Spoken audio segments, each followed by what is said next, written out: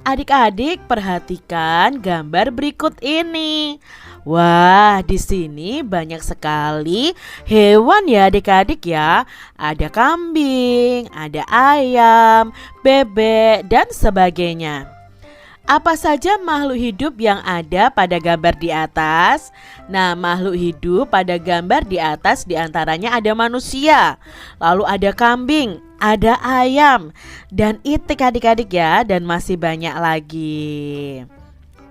Lalu dari gambar ini, apa saja perbedaan makhluk hidup yang ada pada gambar itu adik-adik? Nah, perbedaan pada makhluk hidup itu pada gambar ya, itu perbedaan anggota tubuhnya, lalu cara berjalannya, jenis makanannya, tempat hidupnya, dan cara berkembang biaknya. Contoh anggota tubuh manusia dengan hewan pastinya berbeda. Cara berjalannya pun berbeda adik-adik ya. Misalnya kalau kambing cara berjalannya ya berjalan tetapi menggunakan 4 kakinya. Tapi kalau manusia 2. Ayam juga 2 adik-adik. Lalu tempat hidupnya juga berbeda. Jenis makanannya pun berbeda dan cara berkembang biaknya juga berbeda.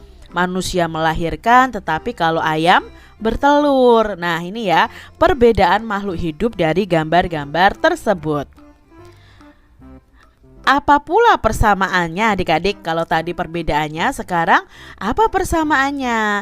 Nah, beberapa persamaan makhluk hidup pada gambar di atas adalah sama-sama membutuhkan makanan, sama-sama bernafas ya, lalu sama-sama memerlukan tempat tinggal, dan lain sebagainya. Apakah semua makhluk hidup itu membutuhkan oksigen adik-adik? Nah, oksigen ini adalah udara yang kita hirup, udara yang kita masukkan ke dalam tubuh kita dengan cara bernafas. Ya, semua makhluk hidup itu membutuhkan oksigen untuk bernapas. Lalu bagaimana ya proses pengambilan oksigen oleh makhluk hidup? Nah, proses pengambilan oksigen oleh makhluk hidup itu berbeda-beda adik-adik ya. Misalnya kalau manusia itu kan dihirup oleh hidung. Nanti ada cacing itu melalui kulitnya saat bernafas. Lalu untuk ikan itu bernafasnya memakai insang. Nah, nanti kita akan pelajari bersama-sama. Apa yang harus kita lakukan supaya ketersediaan oksigen itu bisa terjaga adik-adik?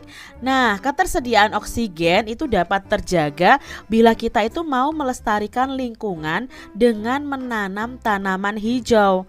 Apa hubungannya oksigen dengan tanaman hijau? Jadi oksigen ini diproduksi oleh tanaman hijau yang masih tumbuh adik-adik.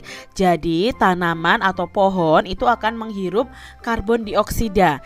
Lalu di dalamnya akan diolah, terjadi yang namanya fotosintesis. Nah, fotosintesis itu akan menghasilkan salah satunya adalah oksigen yang akan kita hirup. Kalau di sekitar kita tidak ada tanaman hijau, ya otomatis ketersediaan oksigen itu akan sedikit adik-adik. Jadi sekarang sedang digalakkan ya adik-adik, jangan menebang pohon sembarangan, lalu harus menanam pohon karena keterkaitannya dengan ketersediaan oksigen.